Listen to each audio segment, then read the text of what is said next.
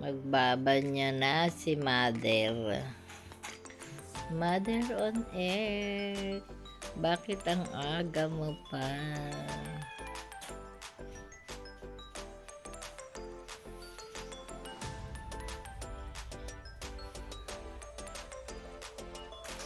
Ba't ka bumangon nung 11:30? Nga. Akala mo umaga na? Nga. Bago pa lang ako matutulog eh.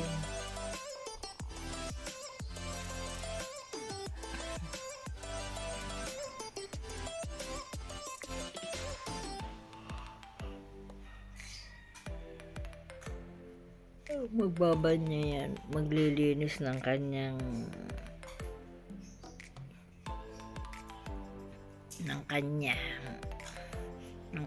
kanya. Yun lang everyone. Good morning. Today is Sunday.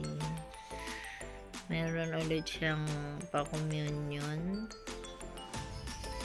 And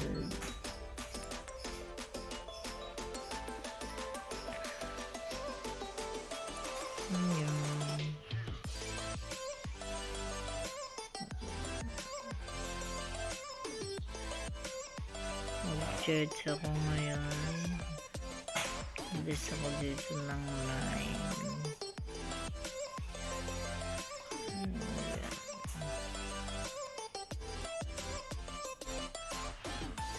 Maaga akong bumangon. 5. Parang lamig. Binuksan ko lang yan. Pinto at sabay.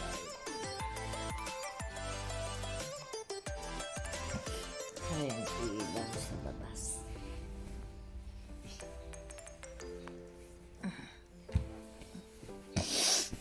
Aray ko sa... Pero since maliwanag na,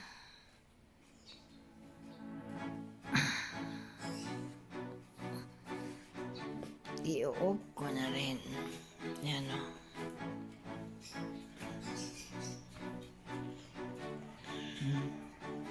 Binuksan ko lang ngayon.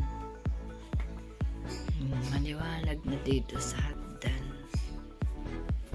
Yun lang, and see you later. Again, pag mag-breakfast na kami.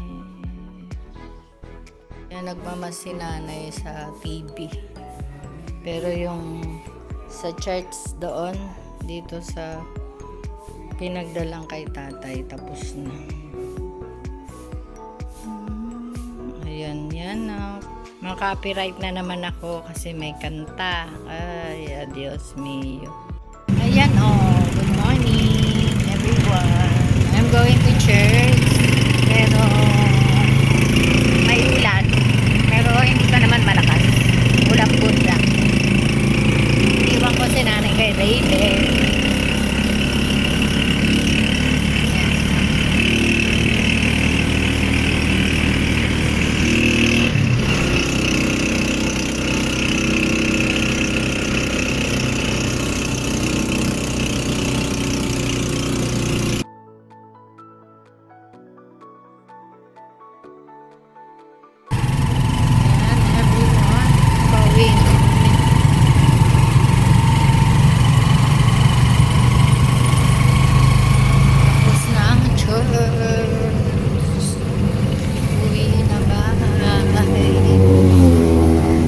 Gala or no dalaw kay tatay. Bukas na lang Monday.